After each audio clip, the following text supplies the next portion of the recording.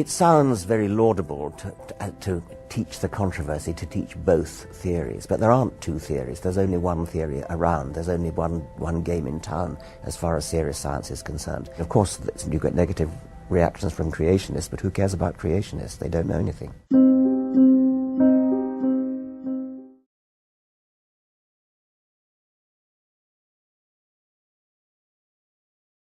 The idea of design has always been of interest to me personally, being that I'm an artist and I've always been interested in science.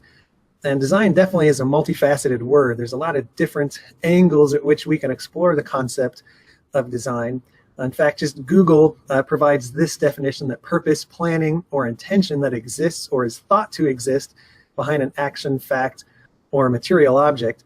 And interestingly enough, the sentence that they offer is the appearance of design in the universe. So that's their example sentence of how to interpret design. And I thought, leave it to Google to be working in a little evolutionary doctrine in the most unlikely of places as well. But when we see diagrams like this, the complexity of whatever this mechanical apparatus was, clearly we understand design from an engineering perspective, and the design is evident simply by looking at the mechanical nature and all the inner working parts that clearly have to function together to achieve whatever purpose this machine might have. The design aspect of that is inherent, and the Father has made it clear in Romans 1 that the same is true for his creation, that he has revealed himself through what he has made. And so if we look at design from an engineering perspective, and we see exactly has revealed himself through what he has made, it's very easy to appreciate design in nature from this engineering perspective by recognizing the sophisticated array of interconnected biological components. Just the cell, for example, we look at just this diagram of a cell and all of the various parts and systems and very complicated biological systems that all have to have this kind of symbiotic relationship just to make one cell function. And this is a very simple diagram. I mean, there's certainly far greater complexity going on inside the cell. And so it becomes very apparent, especially when we consider that every form of life on Earth, all of the tissue, all of the organs, all of the bones, every aspect of any living creature, all of that is manufactured from the DNA, from this exceedingly complex set of instructions. And it's the arrangement, obviously, of that genetic information that is going to develop into whether it's a human kidney or the hollow bones of a bird or the structure of a Venus flytrap. Like, all of this is coming from the same complicated set of digital instructions. And to me, that's already case closed as far as evidence for God is the information-bearing molecule. In a article written back actually in 1962, Paul Dottie, he is a Harvard University scientist, was quoted in the article as saying that the cell is as complicated as New York City. And that's a pretty incredible statement to think about. But you think about New York and just the size of it and everything that is taking place in New York as far as the traffic and the businesses and how many telephone wires there are in there and how many electrical outlets there are. And I mean, just everything that makes New York City function as a city. And here in 1962, we were recognizing that a single cell is as complicated as that. And that is truly an astonishing statement. And since 1962, we've only learned more and more about just how complicated each cell is. And so to assume that kind of complexity at that small of a scale could arise out of some cosmic accident and through a series of remarkable coincidences is really just intellectually dishonest. Another great quote here by Peter Gwynne, who was he was an award-winning science writer and editor for Newsweek. Again, in 1979, so this has been a while, in an episode of Newsweek, he was describing the complexity that they knew about in the human cell at that point. He said, each of those 100 trillion cells functions like a walled city. Power plants generate the cell's energy. Factories produce proteins, vital units of chemical commerce. Complex transportation systems guide specific chemicals from point to point within the cell. centuries monitor the outside world for signs of danger. Disciplined biological armies stand ready to grapple with invaders, and a centralized genetic government maintains order. It's fascinating how much it really does sort of sound like he's describing a city and the way that it functions and the order that is involved in the various kinds of systems and how those systems interplay and interact. And again, this is happening in each of the trillion cells that we all have within our body, without us even aware of it. I mean, it's a marvelous kind of creation. That first complex little diagram that we looked at on the first slide pales in comparison to the just overwhelming complexity that we are ourselves as biological machines. And in fact, the idea of design through the concept of, or from the perspective of engineering, only becomes more clear when we understand that biologists today are identifying all kinds of elaborate microscopic structures that they're literally referring to as cellular machines or nanomachines because of their very tiny size. And these sophisticated nano-sized machines often include a great many essential parts that are all engineered together in such a way that it makes it impossible for the structure as a whole to have formed gradually by small incremental changes, which is, of course, the hallmark of the evolutionary worldview, is that things would have started very simple and gradually are becoming more and more complicated over time through the process of the survival of the fittest and adaptation, gradually forming more and more complicated structures as we go. But we're beginning to understand that the level of complexity that we're seeing in the cell, it's simply unrealistic to assume that this could have happened by random processes. It's overwhelming evidence. There's clearly intelligence involved in the way these things function. One of the scientists that's been at the forefront of this research for several years is Michael Behe. And he's written quite a bit on this. Darwin's Black Box is probably one of his most well-known books. And he's developed a concept regarding this fact that he has labeled irreducible complexity. He's actually kind of building on the work of some scientists that came before him as well. And he's written extensively about how this idea of irreducible complexity applies to our understanding of the origins of these cellular machines or these nano machines.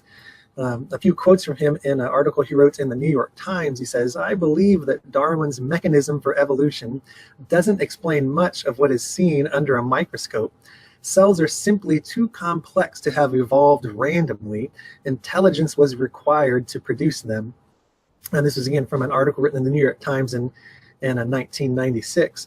The article goes on to say, excuse me, it goes on to say that Darwin's theory encounters its greatest difficulties when it comes to explaining the development of the cell. Many cellular systems are what I term irreducibly complex. That means that the system needs several components before it can work properly. And the most classic example that he offers in his book of irreducible complexity is the mousetrap. And he explains that a single system, which is composed of several interacting parts that contribute to the basic function, and where the removal of any one of the parts causes the system to effectively stop functioning.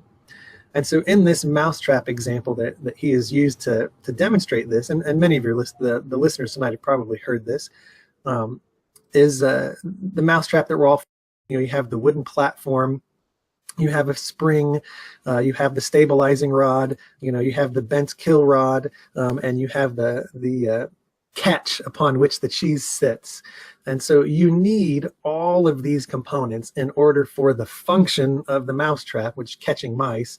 You need all of those parts in place at the same time. And if you were to lose any one of those parts, then the entire system, the entire tool of the mousetrap would completely lose all function. So you have to have all of them, all the parts, and you have to have all the parts in place at once.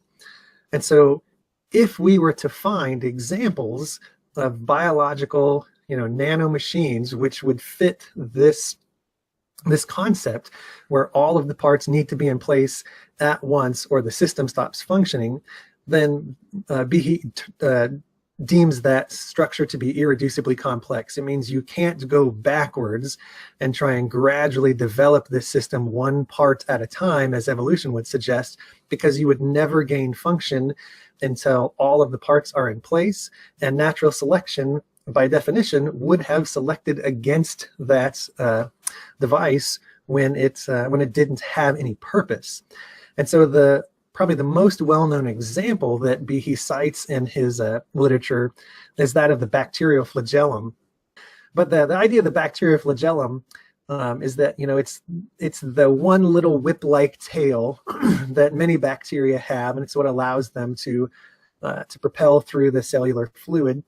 And using electron microscopes, they were able to begin to take a close look at this little structure, just the bacterial flagellum themselves, and scientists were stunned to find what is effectively an outboard motor. And the parts that are described in this are the same kind of parts that you would see in a regular outboard motor. It has a drive shaft, it has a hook region, it has a propeller, it has a stator, it has a rotor, it's water cooled. I mean, it is a tiny little motor. And this motor is comprised of over 40 different parts. The mousetrap example of irreducible complexity has just 5 parts. But this little nano-sized outboard motor has over 40 different parts. And you need all of those parts in order for the system to function. If even one of these 40 parts were missing, then the entire system breaks down and loses all function. And so this becomes a remarkable example of that idea of irreducible complexity, because evolution has no description, it has no suggestion of how you could incrementally over time build up to a system like this that is that complicated and that remarkably designed. And so as we look here, this is an article off of the Intelligent Design and Evolution Awareness site. And the article in Irreducible Complexity, the Challenge to the Darwinian Evolutionary Explanations of Many Biochemical Structures. I just wanted to read a few portions of this article because it makes some really incredible points. The first of which is an extraordinary quote by Charles Darwin himself, that he said, "If it could be demonstrated that any complex organ existed which could not possibly have been formed by numerous successive slight modifications, my theory would absolutely break down." The article says, with this statement, Charles Darwin provided a criterion by which his theory of evolution could be falsified. The logic was simple. Since evolution is a gradual process in which slight modifications produce advantages for survival, it cannot produce complex structures in a short amount of time. It's a step-by-step process which may gradually build up and modify complex structures, but it cannot produce them suddenly. The article goes on to kind of explain the mousetrap example that we were just discussing, but then it clarifies here and it says, in fact, Michael Behe asserts that the complicated biological structures in a cell exhibit the exact same irreducible complexity that we saw in the mousetrap example. In other words, they are all or nothing. Either everything is there and it works, or something is missing and it doesn't work. As we saw before, such a system cannot be constructed in a gradual manner. It simply won't work until all the components are present. And Darwinism has no mechanism for adding all the components at once. Remember, Darwin's mechanism is one of gradual mutations leading to improved fitness for survival. A less than complete system of this nature simply will not function, and it certainly won't help the organism to survive. Indeed, having a half-formed and hence non-functional system would actually hinder survival and would be selected against. But Behe is not the only scientist to recognize irreducible complexity in nature. In 1986, Michael J. Katz, in his Templates and the Explanation of Complex Patterns, writes, "In the natural world, there are many pattern assembly systems for which there is no simple explanation. There are useful scientific explanations for these complex systems, but the final patterns that they produce are so heterogeneous that they cannot effectively be reduced to smaller or less intricate predecessor components. As I will argue, these patterns are, in a fundamental sense, irreducibly complex." So the idea of trying to take this outboard motor, the bacterial flagellum, and suggests that it could have been sequentially built up slowly over time, simply falls apart by Darwin's own definition. I mean, he provided, again, the criteria that could falsify his claim. But really, I think as well, to fully appreciate the staggering complexity of this sophisticated propulsion system, we have to really try and comprehend the infinitesimal scale in which this machine operates.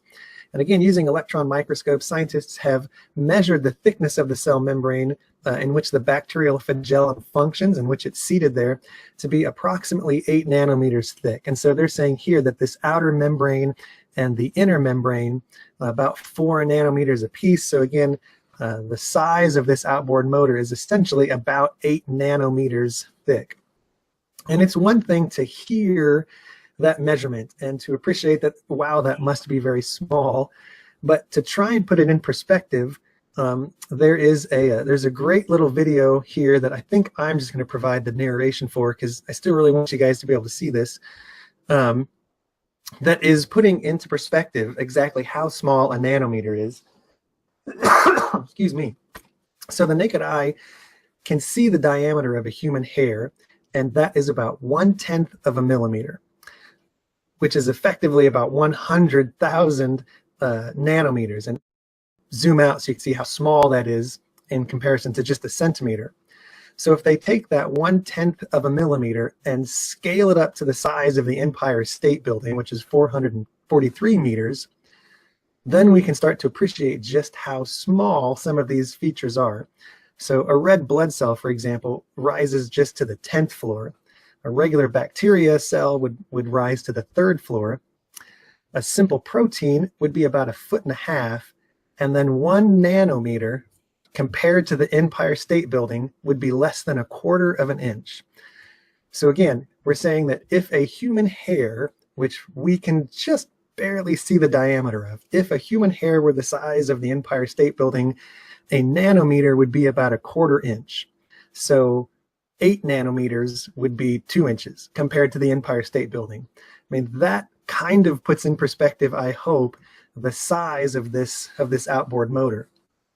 And so again, the idea of design being obvious, when we see an outboard motor like this operating to propel a boat through a body of water, we just inherently understand that that machine is the product of intelligence, right? We instinctively know that the multiple complicated inner working parts were designed, engineered, manufactured, and assembled by intelligent beings. It's painfully obvious. So how much more obvious is it that when we see an outboard motor measuring only 8 nanometers functioning to propel a bacterium through cellular fluid, those multiple complicated inner working parts must have been designed, engineered, manufactured, and assembled by an intelligence far superior to our own, because we can't even begin to fathom building machines at that scale, or at least, to the public's knowledge, we can't. But the point still stands that it simply must be designed, and it's intellectually dishonest to try and suggest otherwise. And you think about how many functions are going on in your body on any given day, irrespective of your attention. How many things are functioning to keep you alive without you having to intentionally, do them. The breath in our lungs, the sight in our eyes, all of these things are outside of our control.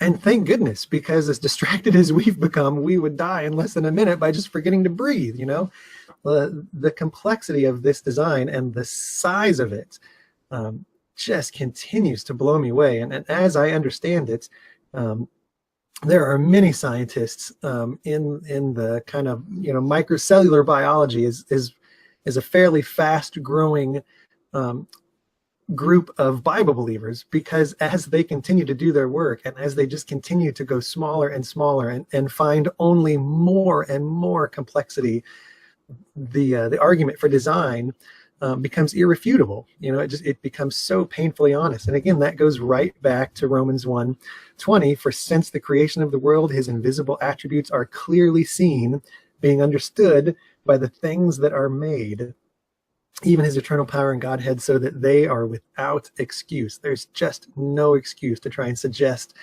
that this is not clearly the product of an infinitely wise creator. So moving on, the bacterial flagellum, however, is only one of a great many irreducibly complex nano-sized machines that scientists have discovered.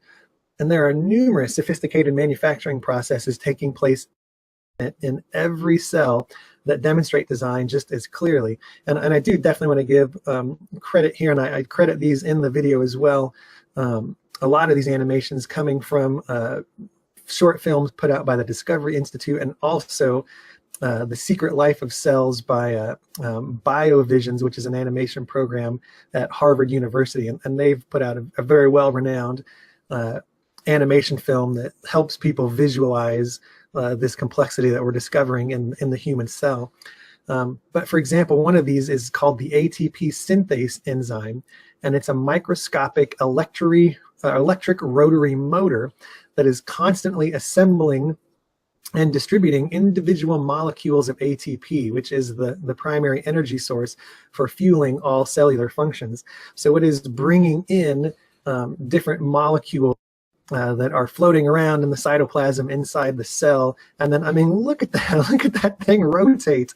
It just is remarkable to think that there's a tiny little rotary motors like this that are assembling little chemical components together and spitting them out into the cell. And they're essentially little batteries floating around to help provide the energy needed for all of the various cellular functions that have to go on within a cell. Another remarkable one, really one of my favorites, is the kinesin linear motor protein. And this is a minuscule transportation machine that delivers these very large, and in comparison to its size, very large protein bundles by literally walking across the many microtubule pathways linked throughout each cell. And the animations for this are fantastic. And the way that it walks is another mind-bogglingly complex system of electrical impulses and reactions that are happening that cause the 2 feet to step. And then again, almost like an ant and its enormous strength, the size of these protein bundles in comparison to this little linear motor, I mean, it's pulling a colossal amount of weight compared to its size. Fascinating little structure inside the cell. DNA transcription and translation is a really remarkable process, staggeringly complicated process, in which the detailed instructions that are embedded into the strands of DNA are unwound, decoded, and copied. Then these transcribed instructions are transported through a series of remarkably complex machines that assemble long sequences of individual amino acids into protein chains, which are then folded into these intricately specific shapes. And proteins, of course, are the building blocks for all life. And so the process by which the information is extracted from DNA is again, remarkably complex. It's actually unwinding the DNA, copying it, and it does this at an incredible speed. And then that copy goes out into the cell for protein production. Truly an incredible thing. And then these folded proteins, as we mentioned, become the basic building blocks for all the various biological structures and tissues required of any living organism. Even more fascinating is the fact that a great many of these tiny machines and procedures are interdependent upon one another to function. So each cell is a marvelously engineered symbiotic chemical factory in which all of the moving parts are choreographed to operate together in unison. So the quote that we looked at by Paul Doty from the 1960s, that a cell is as complicated as New York City, we're only now beginning to fully appreciate just how accurate of a statement that truly is. And so it becomes a remarkable testimony to our Father in heaven that true scientific evidence really only ever points you towards the requirement of a creator. In the same way, like to say that a scientist can disprove the existence of God is like saying a mechanic could disprove the existence of Henry Ford. I think it's a brilliant point to make that it's simply improbable to suggest that have this kind of complexity going on by random chance and circumstance.